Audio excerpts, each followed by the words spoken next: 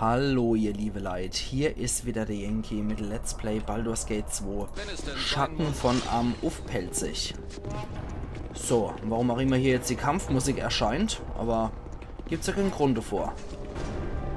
Genau, deswegen flacht Sache hier wieder ab. Ja, die Kadaver haben sich jetzt mysteriöserweise aufgelöst, nachdem wir geschlafen haben. Ich will gerne ein bisschen was für ein Ghoul hier dafür verantwortlich ist, die ganze Leiche zu fressen. Jo, wie dem auch sei, wir sind hier durch im Vierkrag-Dungeon. Wir haben hier alles abgeschlachtet, was möglich ist. Wir haben seine ganze Vampire, seine ganze Golems, seine ganze Oroks, seine Orks und Werwölfe. Und wie ist der Teufel, was der noch für Xox unter sich gehabt hat, sei Hobgoblin, sei Trolle, sei Rakshasa mit der Spielerreihe, Kamikaze-Kobold, das ist ein vampirischer Nebel. Wir haben einfach alles niedergemacht, was es hier niederzumachen gilt. Und das wäre das Loch gewesen. Es scheint so, als ob vor langer Zeit... ihr quiekenden Ratten. Hoppla. Es scheint so, als ob vor langer Zeit ein großes Wesen diese Grube nach unten gegraben hat. Dabei war offenbar auch eine große Menge Hitze oder Feuer im Spiel. Aus dem Loch dringt ein leichter Aasgeruch. Und hier noch, ihr macht einen Schritt an den Rand der Grube und tretet dabei aus Versehen einen kleinen Stein los, der ins Loch purzelt. Kurz darauf hört ihr ein empörtes Schnauben. Jetzt wohl eher Nimi, weil Vierkrag tot ist. Und das sind Ogrillons. Das ist das, was ich in der vorletzten Episode über Tarzok erzählt habe. Der soll eigentlich so ein Ogrillon, so ein Halboger sein. Ich mach dich zu Moos. Ich mach dich zu Moos. Oder ich mach dich zu Moos. Das ist einfach nur geil, der Standardspruch vom Ogrillon. Veräppel mich nicht oder ich mach dich zu Moos. Ach ja, Ogrillon. Herrlich, herrlich. Ja, wir kommen auf jeden Fall mit fetter Beute zurück aus dem Vierkrag-Dungeon. Das muss man auch mal gestehen. Also das ist auf jeden Fall einer von der härtesten Dungeons. Gerade auf hohem Level ist es wirklich ein Dungeon, der es in sich hat. Und wir könnten auch mal wieder ein paar konzentrierte Heiltränke gebrauchen. Nichtsdestotrotz muss ich echt sagen, ich bin zufrieden mit unserer Ausbeute hier. Es ist viel Gold gemacht worden, es sind viel Artefakte gefunden worden. Und Korkan kann jetzt eigentlich auch wieder sein Steinfeuer-Axt tragen. So. Ja, definitiv. Ihr müsst eure Gruppe... Ich bin sehr zufrieden mit dem, wie es hier gelaufen ist. Und ich finde, wir können Garren, Windspeer, auch die gute Nachricht überbringen. Immer hier hat der gute Mann uns geholfen. Und das hat hier nichts mit Heldenmut zu tun. Ich kümmere mich drum. Also für mich wäre das Rollenspiel technisch einfach nur so. Der Schurke, der hält sich schon irgendwo auch noch an sein Wort. Schon dafür, dass der... Hoppla, warte mal. Nur dafür, dass der Typ halt geholfen hat, wird ihm jetzt halt auch von uns geholfen. Das ist eine rein pragmatische Abmachung. Zumal der Feuerdrache, der rote Drache Vierkrag, halt auch jede Menge gutes Zeug bei sich gehabt hat, was sich gelohnt hat. Also insofern, das war keine heldenhafte Tat aus Ehre und aus Verantwortungsgefühl heraus, dem guten Mann jetzt unbedingt helfen zu wollen, sondern das lag eher daran, ja, er hat mir halt geholfen, er hat meinen Ruf wiederhergestellt. Oh, hier ist das. Er hat meinen Ruf halt hergestellt und deswegen helfen wir ihm jetzt einfach. So, jetzt machen wir die Viecher noch platt. Ach, Edwin. Verlierst du noch die Goblins, wenn du alle erwischt. Das ist schwach. Als ein Magier der 13. Stufe hätte ich ein bisschen mehr von dir erwartet. So. Gut. Jetzt kümmern wir uns auch um die. Und dann war's das. Vikonia, Heilmut, das erbärmliche Exemplar von einem Mann. So. Das reicht erst einmal. Mehr hast du nicht verdient, Edwin. So, das können wir noch aufnehmen. Und da ist noch Schampel. So, das kann noch Dorei. Korgan hat noch ein bisschen Schampel. Und zack, sehr schön. Und ich würde sagen, wenn wir das jetzt beendet hätten, dann sind wir eigentlich mit aller Sache soweit, die wir in Kapitel 2 erledigen können. Und dann können wir uns auch definitiv der Hauptquest wieder zuwenden und können in Kapitel 3 übergehen, indem wir Galen Bales Honorar bezahlen. Und ich denke, bei derzeit 115.326 Goldmünze können wir uns die 15.000 Flocken locker leisten. Okay. Dann sind wir immer noch bei 100.000 Goldstücke, also, ne? Ich denke, das können wir noch machen. So, wo ist er dann? Oh, hier fliegen noch ein paar... Was fliegt denn hier noch rum? Fasane, lecker, Ofenesser. Mein Herz ist frei. So, und der jetzt Und wieder... ihr seid es, dem ich dafür zu danken habe. Jetzt, wo die Kreatur vernichtet ist, ist mein Land befreit und die Tote, die durch euer Schwert gefallen sind, sind gerecht. Ich danke euch in ihrem Namen. Ihr seid die ganze Zeit ein heldenhafte Fremde gewesen. Ich danke und segne euch und biete euch sichere Unterkunft, falls ihr jemals wieder hierher kommt. Dankeschön.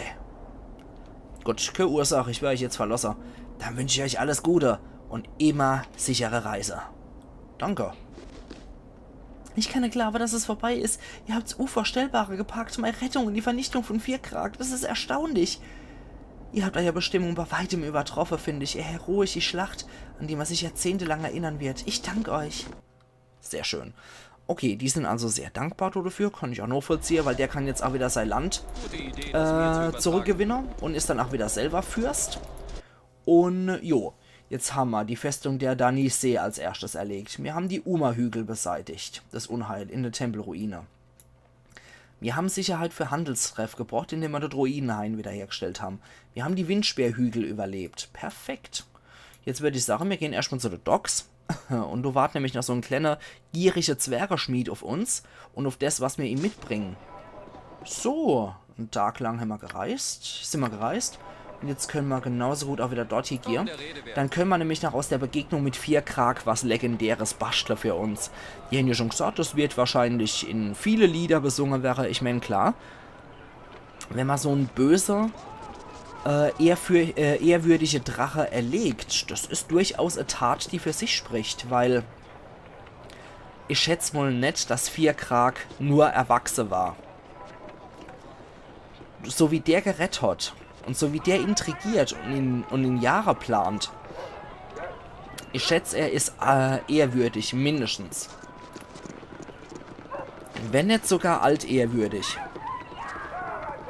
Auf jeden Fall denke ich nicht, dass Vierkrag schon ein Würm oder gar ein großer Würm ist, aber ich denke auf jeden Fall ehrwürdig bis altehrwürdig, wer das sei. So, jetzt guck doch mal, was ich noch hab. Was ist denn das? Die Schuppe von irgendeiner Bestie, oder? Schuppe von einem roten Drache. Bestie der Flamme und des Schreckens. Das ergibt eine wunderschöne Rüstung, wenn ihr wollt. Weckt das euer Interesse? Was kostet der Schampel? Ja, schon mal 5000 Goldmünze. Ja, das kennen wir ja schon. Andi Erbert. Oh, ein Zwerg. Schaffe. Schaffe, Rüstung baue.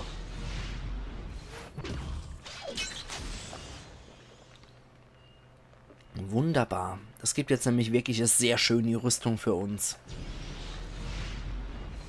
Also auch insofern lohnt sich auf jeden Fall der Kampf gegen Vierkrag. Das von einem Schattendrache, das war ja eine Lederrüstung. Was meiner Meinung nach auch einfach nur dafür spricht, dass das Tier, dass das Exemplar... Meine Laune ist schon schlecht genug, auch ohne euch. Wenn ihr noch was habt, herkommen. Also ich glaube auf jeden Fall, eben weil der Schattendrache noch, oder in Anführungszeichen nur erwachsen war, konnte man daraus nur eine Lederrüstung machen, aber bei ihm ist es schon ein Plattenpanzer, roter Drachenschuppenpanzer. Drachenschuppenpanzer sind leicht widerstandsfähig und feuerresistent. Natürlich sind diese Rüstungen sehr begehrt, doch es ist äußerst schwierig, wenn nicht gar unmöglich, einen uralten Drachen zu finden und ihn zu töten, um aus seinen Schuppen eine derartige Rüstung anzufertigen. Normalerweise ist es leichter, wenn man gleich nach einem bereits existierenden Drachenschuppenpanzer wie diesem sucht. Man sollte ihn jedoch nicht unbedingt in der Gegenwart von Drachen tragen, vor allem nicht von roten Drachen. Ja, das hat wie ein Feldharnisch +1, -1 Rüstungsklasse. Und der Träger erhält 50% Feuerresistenz. Ich würde sagen, Korgan, deine neue Rüstung ist da. -7. Okay, es gibt sogar nochmal einer dazu. Ah, nee. Die haben 0 sogar und nicht -1. Perfekt. Also das ist ein richtig geiles Teil. Das heißt, das Ding können wir jetzt locker verkaufen. Und das hat man ja auch noch. Fleisch zu Stein. Stimmt, da konnte ich ja nichts weiter lernen. Schade. Okay, da retten wir nochmal weiter mit dir. Was haben wir da noch? Schuppe von irgendeiner Bestie. Schale von einem Ankeck. Eindeutig ein Kollege in Beregost hat mich ein Sellemons gelernt und draußen wunderschön die Richtung zu schmieden, wollen ja die Rüstung in Auftrag geben. Das Lustige ist, in Beregost, das ist bei Baldur's Tor, Klästadt in der Nähe. Und da kommt man auch in Baldur's Gate Enzi und da gibt es dann auch eine Mission, dass man Ankecks jagen muss. Und ja, ne? Ist wieder zu Baldur's Gate Ends verlinkt. Okay, 5000 Goldmünze an die Erbert, da mach was draus. Aber ich kann euch gleich sagen, das mache ich jetzt einfach nur, um es euch zu zeigen. Das Ding bringt eigentlich jetzt nicht so besonders viel, um ganz ehrlich zu sein. Aber es ist einfach nur, damit man es fürs Ambiente hält, das Ding. So, weil wann kommen wir mal wieder dazu, einen Ankek zu killen? In Baldur's Gate Ends passiert es häufiger, als man denkt, dass man Ankeks töten kann. Aber hier in Baldur's Gate 2 trifft man die tatsächlich nur in den Windspeerhügel, die Ankeks. So. Ich brauche einen Schluck starkes Zwergenbier. Natürlich brauchst du das. Dieser Ankek-Plattenpanzer, dieser Plattenpanzer wurde für euch von Tarom Foiruim aus Beregost meisterlich angefertigt. Ja, ne? Das ist auch wieder dieser Text, der bei Baldur's Gate Ends halt mit dabei ist. Da er aus dem Chitinpanzer des Ankek besteht, bietet er einen besseren Schutz als herkömmliche Plattenpanzer und außerdem kann er nicht rosten. Wie euch jeder erfahrene Abenteuer bestätigen kann, sind die größten Vorteile des Ankek-Plattenpanzers jedoch sein geringes Gewicht und seine anschmiegsame Form. Monster kommen und gehen, aber Erschöpfung ist ein immerwährender Feind. Rüstungsklasse 1, also Dodom ist er auf jeden Fall besser als ein normaler, aber für unsere Zwecke relativ uninteressant. So, da haben wir auf jeden Fall besseres parat als das Ding. Okay, das ist wieder der Donnerhammer. Das ist der Griff vom der Edelstein vom Ausgleicher. Dann Gesens Bogen. Die Welle Hellebarter. Und ansonsten haben wir nichts mehr von Interesse. Gut, das war's dann soweit. Dann würde ich sagen, wir gehen uns jetzt nochmal hier im Seeschatz ausruhen. Wenn bis dort die Diebesgilde wieder so weit ist, dass man zu einer gehen können, ist ja schön und gut. Aber ansonsten würde ich sagen, haben wir noch im 4-Krag-Dungeon einen Schlüssel gefunden. Und ich finde, das sollten wir uns auch nochmal genauer angucken. Gerade auf unserem Level, wie wir es jetzt haben. Wir sind auf Level 17, auf Level 15, auf 17, auf 15 und der Gammler hier auf Level 13. Also ich denke, das können wir uns auf jeden Fall noch Arthur. Es wird zwar hart, definitiv. Der freut sich, dass er in der Stadt wieder ist und nämlich die ganze Zeit in der Natur rumlaufen muss. Ach ja, aber es wird definitiv hart auf dem Level. So. Ich mag wie ein König schlagen, das habe ich mir verdient. So. Ach ja. Ich sehe, dass ihr endlich wach seid. Ich hoffe, dass euer gefühlvoller Einsatz von letzter Nacht zumindest einem von uns ein bisschen Vergnügen bereitet hat. Ach ja. Ich habe nur versucht, euch ein bisschen zu trösten. Ich habe nichts Welterschütterndes versprochen. Hab euch nichts Welterschütterndes versprochen. Okay. Es hat ja nicht lang gedauert, bis ihr wieder die altkalte Schlange seid. Oder nö, es gefiel mir ganz gut, ja. Ah ja, lächeln nur zufrieden und prahlen damit, dass ihr mich erobert habt, solange ihr noch könnt. Ich krieg schon eine Gänsehaut, wenn ich gerade denke, wie ihr mich mit euren groben Händen missbraucht habt. Ich verstehe euch nicht. Letzte Nacht habt ihr mich praktisch arg fleht, euch zu halten. Und jetzt klingt so, als hätte ich euch dazu gezwungen. Wenn ihr euch wie eine miese Hure verhalten wollt, macht es doch bitte woanders. Okay, machen wir das zweite. Verleiten doch nicht euer lüsterne Begierde, ihr sabbernde Narr. Ich hab gedacht, dass eure Berührung angenehm sein wird. Aber jetzt weiß ich's besser. Ihr seid nicht mehr als ein kleiner Bu im Körper von einem Mann.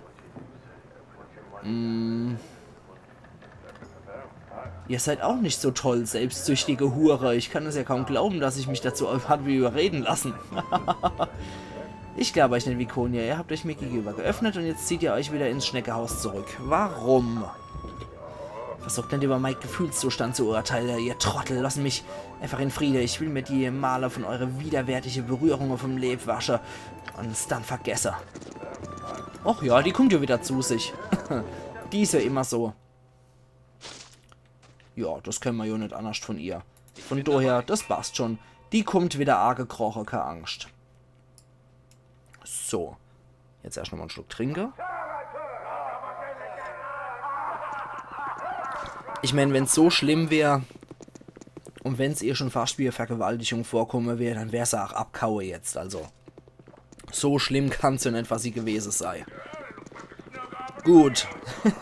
Nachdem wir das jetzt abgeklärt haben, gehen wir noch einmal in der... Ah, Moment. Wir gehen erstmal zu der Schatterdiebe und verkaufen immer unseren ganzen Schampel, würde ich sagen. Und da wir mit denen auf jeden Fall im Bunde sind, die ich auch sage, dass die Schattendiebe jetzt einmal gescheite Beute kriegen dürfen. Ihr müsst eure... Ja, ihr müsst eure Gruppe erst sammeln, bevor ihr das Gebiet verlassen könnt. Kennt man schon zur Genüge, bla bla. Und da ist er. Wunderschöner Tag. Jo, dann gucken wir doch mal, was wir noch verkaufen können. Zack. Und Müll. Alles fort. Müll. Und die bringen richtig gutes Geld. So.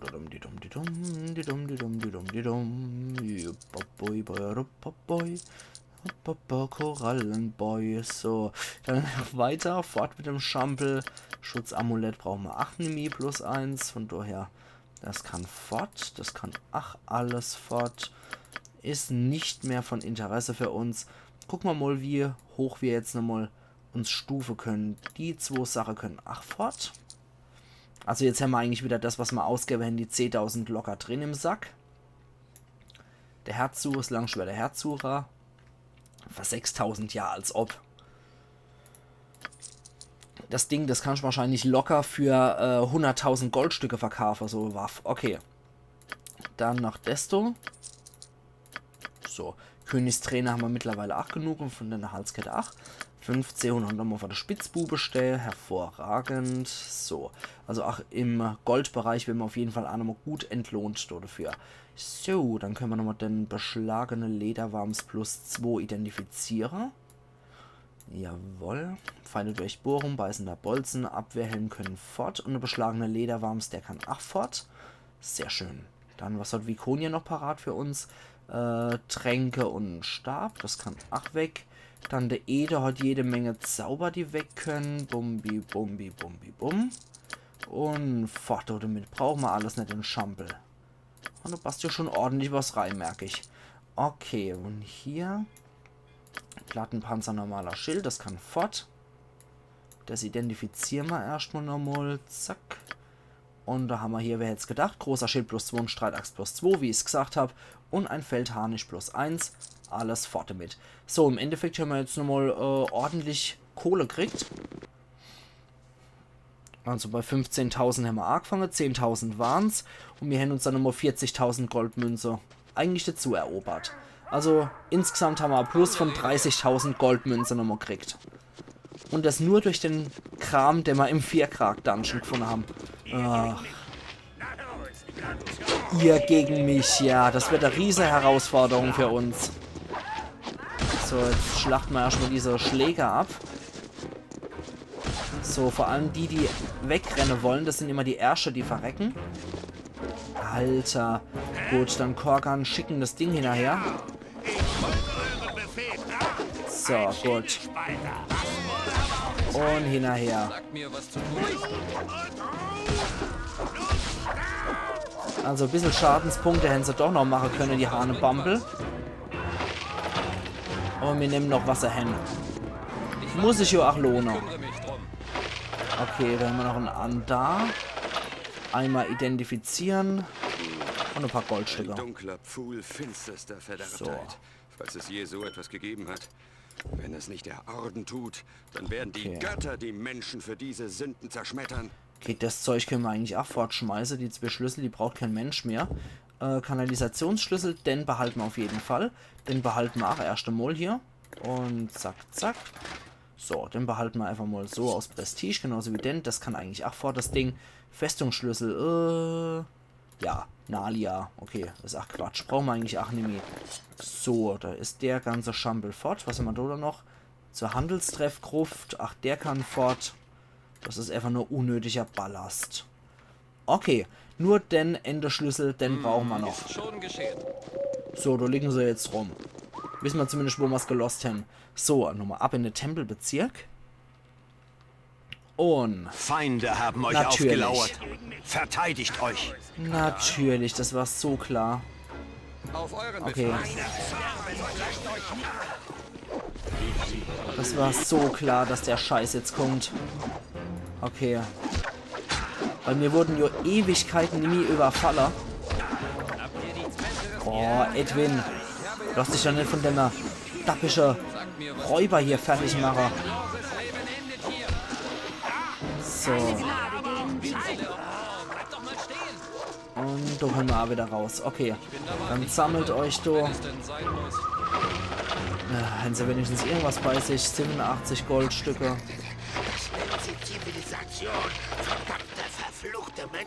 94 Goldstücke. Korgan zappert wieder voller Wut über die Stadt. Und 3 Billigheimer Zauber. die wir sofort in die Akte schieben können und die nur ein paar Goldmünzen nochmal bringen. Also das ist wirklich das Allermeiste ist Schampel, was wir da haben. Okay. Ja? Nachdem das abgeklärt wäre, gehen wir mal weiter Richtung Tempelbezirk. Und von da aus, da es jetzt auch regnet, ist es umso besser, dass wir hier den Schutz der Kanalisation suchen. Und da können wir nämlich runtersteigen. Und da passt der Schlüssel auch rein. Aber ich sag's im Vorfeld und warn schon mal davor. Auch auf dem Level, was wir jetzt haben, oder vielleicht sogar gerade wegen dem Level, was wir jetzt haben, ist das auch eine Passage, die nicht zu unterschätzen ist. Es ist wirklich nicht besonders leicht und die Gegner sind eine Vorbereitung auf das, was uns auf jeden Fall auch noch erwarten wird, wenn wir weiter im Spiel fortschreiten. So, sind hier noch Kobolde oder Goblins? Nee. Gut, da passt nämlich unseren Schlüssel rein. Sagt mir, was zu tun ist. Schon geschehen. Okay, das ist er. Kanalisationsschlüssel. Also, Abdel Adrian, mache mal die der auf, sei so gut. Zack, jetzt können wir hier durch. Und jetzt kommen wir hier in ein Gebiet rein. Oh, Jesus. Überall schon die Tote. Das spricht schon mal davor, dass es hier ganz bezaubernd und reizend ist. Und das können wir auf jeden Fall auch noch einbrechen.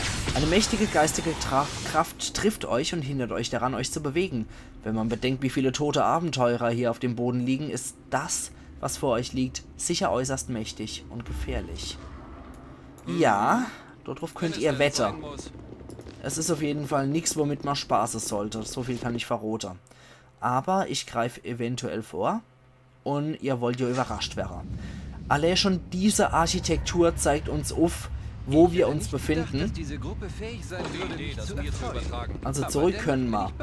Aber ja, wie gesagt, allein schon die Architektur zeigt es uns auf, dass wir hier mit Wesen kämpfen werden, die nicht zu unterschätzen sind. Und nee, es sind keine Drow, weil ihr denkt, es ist so filigran und so. Es sind keine Drow. Wie befohlen, ihr werdet sterben, muss zerstören. Ich kann nichts dagegen ankämpfen. Tötet die Eindringlinge. Okay, nett. Ganz bezaubernd. Gehen wir ein bisschen weiter fort. Meister eines Tages. Eder, jage mal einen Feuerball hier rein. Oh, scheiße. Das war nicht gut. Das war effektiv ein Zauber verschwendet. Dann töten wir nochmal den Meuchelmörder. So.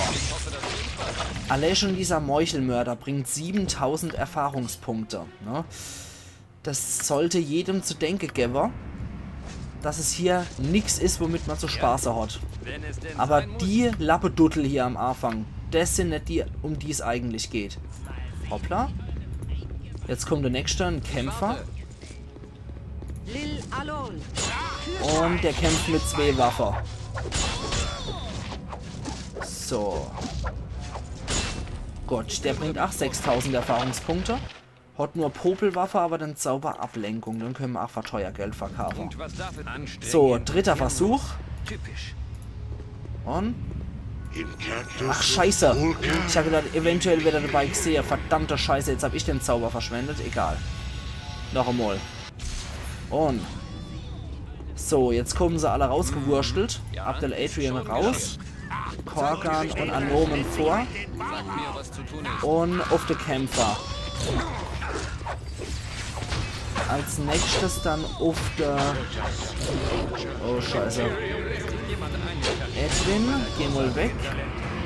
Und attackier doch mal den Kleriker. Hier sind die eigentliche Viecher, um die es geht. Gedankenschinder. Das sind ziemlich üble Viecher. So. Der ist sozusagen hier der Hüter von denen, oder der Aufpasser. Hör auf, weiter hier Anomen zu attackieren, ihr Idioten. Korkan, du kümmerst dich aber jetzt eher mal um den Elitit. Gedankenschinder oder generell Elitiden, wie sie heißen, sind extrem starke Gegner. Das haben wir ja auch schon in den Träumen gesehen, dass so eine Kreatur da mit dabei war, wo Abdel Adrian verschiedene mächtige Kreaturen wie Vampire und einen Leichnam und so einen Gedankenschinder dabei gehabt hat. 9000 Erfahrungspunkte geben sie standardmäßig. Ja, die sind nicht zu unterschätzen, die Knaber. So, jetzt warten wir nur noch, bis Viconia wieder auf dem Damm ist. Okay.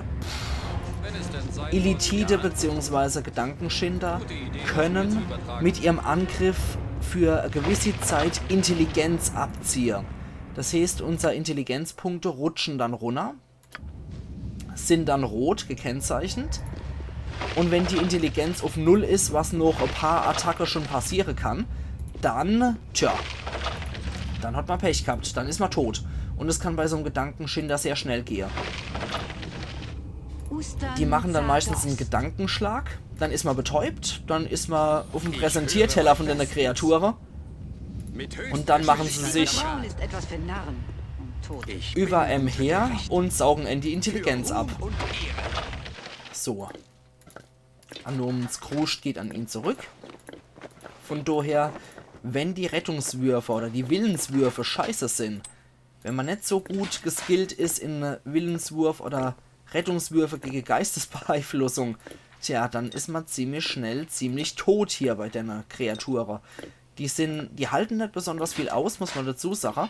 Also sie sind auch sehr dürr und haben diese Cthulhu-Tentakel-Gesichter, aber sind sehr filigran und sehr, ja, zierlich gebaut. Nichtsdestotrotz sind die verdammt stark und zählen in der Vergessenen Reiche im AD&D als welche von den mächtigsten, also die mächtigste Psionika, die es eigentlich gibt. Gut, den Magier haben wir auch noch gekillt. Nicht schlecht. Dann speichern wir hier nochmal. Wir haben nur einmal Anomen verloren. Das an sich ist schon ein Kunstwerk gewesen. Jetzt gucken wir mal, was hier noch lauert. Das ist ein kleiner Rahmen, ein kleines Gerücht. Das werden wir so auch in einer späteren Gegend finden, wenn uns die Story dort hinführt. Aber alles wesentlich besser ausgebaut. Boah, jetzt haben wir einen Ulitarit, 2 Ulitarit und 3 Gedankenschinder und einen Erdkoloss. Ulitarit sind die mächtigere Gedankenschinder. Das sind die starke Psioniker. Und ich mag es jetzt einfach mal ausprobieren, ob ich so ein Ulitarit mit einem hinterhältigen Angriff meucheln kann. Deine Zeit ist abgelaufen, Und Freundchen. 46 Schaden. Er ist schwer verletzt. Oh, scheiße. Oh, scheiße. Das heißt Corgi vor. Anomen. Ich kümmere mich drum. Und dann erster Hansel lassen wir durch. Oh, scheiße. Zauberbeherrschung. Der wieder zu. Und fort von Abdel Adrian. So. Weg mit euch, ihr Idioten. Und, oh Mann, macht doch die der zu. Oh, ihr seid doch ach so blöd, um aus dem Bus zu winken, ihr Idioten. Noch einmal. Viconia, macht die der zu vor deinem Lava. So. Na also, geht doch. Ja, Beherrschung ist halt ach so ein Zauber, den die liebend gern wirken. Ich bin beschäftigt. Na gut, dann probieren wir es nochmal anders. Die besten Anführer können auch Befehle Und macht die befolgen. der auf. Und macht die der wieder so schnell wie möglich zu. Oh, scheiße, geht nicht mehr. Okay, die normale Gedankenschinder sind vorne. Scharf führt meine Hand. Du wirkst jetzt mal bitte... Tja, scheiße, haben wir nichts Effektives dagegen.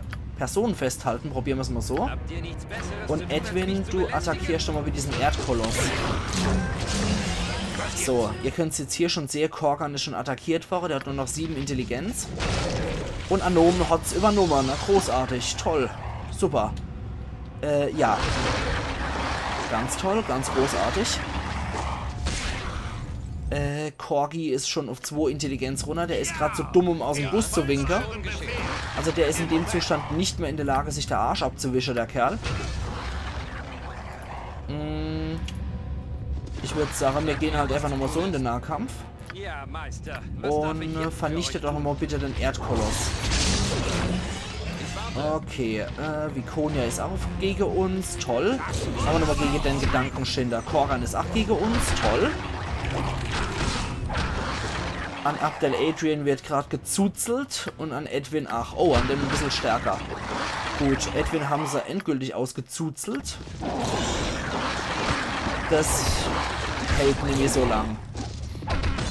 Also wir sehen, Die Taktik ist nicht gerade so die beste, die bei anderen Gegnern eigentlich durchaus funktionieren kann, aber bei Gedankenschinder eher nicht so gut. Ich hoffe, das bringt was. Deswegen machen wir jetzt mal Folgendes. Wir nehmen unseren Top-Magier mit Sagt mir, was ich kümmere mich drum. und probieren einen anderen Trick. Edwin, Und was darf es bleib doch mal bitte so weit wie möglich hin. Ab den Adrian machen wir die der auf. Belästigt jemand anderen. Ich bin dabei. Und Ich bin Edwin, beschäftigt. jag doch bitte mal, sei so gut. Haben wir eigentlich die Zauber von ihm erneuert? Gerade mal gucken, ob wir da... Okay, ja. Soweit haben wir die Zauber erneuert. Gut, dann Edwin, sei doch mal so gut und hach doch mal so eine Todeswolke hier rein, weil Erdkolosse verrecken dort Sag mir, was zu augenblicklich. tun ist. Und dann machen wir doch mal die der hier zu. Der Erdkoloss ist sofort tot. Und ab der Adrian entferne dich da mal ein bisschen von Edwin. Weil die könnten auch durch die Türe nochmal so Geistesbeeinflussungszauber auf ihn wirken oder Lehmzauber. Beziehungsweise Lehmpsi. Und das könnte ihn eventuell nochmal, ja, treffen und die in seiner Umgebung. Okay, scheint aber wohl so, als wäre Habt ihr dem nichts nicht Besseres so. zu tun, als mich zu belästigen? Nö, gerade nicht. Eines Tages. Dann gehen wir wieder zurück. Gute Idee, das mir zu übertragen. Abdel Adrian, sei so gut, versteck dich. Die haben halt verdammt viel Magiewiderstand. So, jetzt probieren wir das noch einmal. Mit dem Gedankenschinder hier. Und gib ihm. Hopp. Sehr schön. Gott, der flieht schon vor lauter Panik. Das ist nicht schlecht. Das ist nicht die dümmste Konstellation, die wir gerade hier erschaffen haben. Und Ich werde unbemerkt zuschlagen. noch einmal. Oh, scheiße. Jetzt probieren wir das Ganze nochmal bei dem Ulitarit. Und schmerzhaft. Der ist betäubt. Das ist auch gerade die schlechteste Konstellation. Corgi und Anomen, ihr seid hier. Komm, der Rede Abdel Adrian, renn. Derzeit folgt nur ein Gedankenschinder. Ihr geht ein bisschen weiter noch hin. Ich hab schon wegen Ich hoffe, weniger das bringt getötet. was. Und Edwin, sobald der Hansel durch ist, oder beide Hansel, machst du die scheiß der zu. Oder Korgan. Gut. Der zugemacht. Jetzt haben wir nur 2 von den Idioten drin. Gut. 2 von den Hirnis. Ja, an Edwin haben sie schon ein bisschen genuckelt. Okay, der ist schon tot. Und jetzt nur noch der Gedankenschinder. Der versucht gerade Edwin endgültig auszusaugen. Das hat geklappt. Oh, jetzt wieder Anomen. Boah, 2 Arggriffe waren nur nötig. Gewittert, du Keitel. 2 Arggriffe und Anomen war erledigt. Okay. Schütz dich vor deiner Ex-Liebhaberin. Ach, scheiße, das war dumm. Jetzt warten wir, bis die sich ausgesponnen hat, die Alt. Wobei, die trifft uns ja eigentlich so gar nicht. Okay, warten wir einfach mal, bis die sich ausgesponnen hat. Weil unser Edwin ist tot und unser Anomen ist tot. Das ist nicht so die günstigste Konstellation. Jalkales? Deswegen würde ich vorschlagen, du wirkst erstmal Tote beleben auf Anomen. Anomen. Du wirkst Tote beleben, Tote erwecken auf Edwin. Gut, dann holst du deinen Schampel wieder. Das Blöde ist halt, dass diese Gedankenschinder auch nie wirklich Gegenstände bei sich haben. Die sind immer ohne irgendwelche Gegenstände. Das ist halt etwas schade darum, dass die wirklich sehr mächtig sind, die Viecher. Ach ja. Gut. Aber ich würde eigentlich sagen, dass auch unsere Zeit derzeit abgelaufen ist für heute. Deswegen würde ich jetzt einfach nur noch dafür sorgen, dass die Buwe hier nochmal ihr Inventar aufgreifen. Dass wir uns soweit eigentlich heilen auch wieder. Und dann würde ich die Episode für heute eigentlich schon beenden. Und hirnlos. So, das Dohi, das Dohi, das Dohi, das Dohi, dann dein Magierring. Zack, zack, zack, zack. Da haben wir noch das und das. Dann den und jener, Cell und jener. Hier kann ich eigentlich auch noch eine Feuersteckerei in deinen Slot. Dann nur noch den Ankickpanzer. Peng und Peng. Und dann checke ich nochmal, ob alle Zauber auch wirklich belegt sind. Okay, natürlich nicht. Dann machen wir doch Feuerschild Rot noch mit 3. Einfach so, weil es lustig ist. Und hier machen wir noch eine geisterhafte... Ne, Quatsch. Hier machen wir 1, 2, 3, 4, 5. Genau, ich will 6 Feuerbälle haben. Und hier machen wir nochmal Arkanasas Hexerei. Und von dem Zeug kann man auch nie genug haben. Das passt soweit. Zeig die Richtung mit dem Schwert und ich werde angreifen. Anomen macht mal Heilung auf dich selbst. Ja, gut. Dann mittelschwere Wunden heilen auf Edwin. Und nochmal einmal kritische Wunden heilen auf Edwin.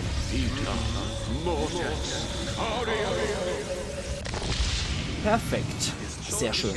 Dann würde ich auch sagen, dass ich jetzt an der Stelle auf jeden Fall speichere. So. Und wir sehen uns dann morgen wieder zu Let's Play Baldur's Gate 2 Schatten von Am Pelzig, wo wir weiter gegen die Gedankenschinder kämpfen. Also machen's gut und bis morgen. Euer Yankee.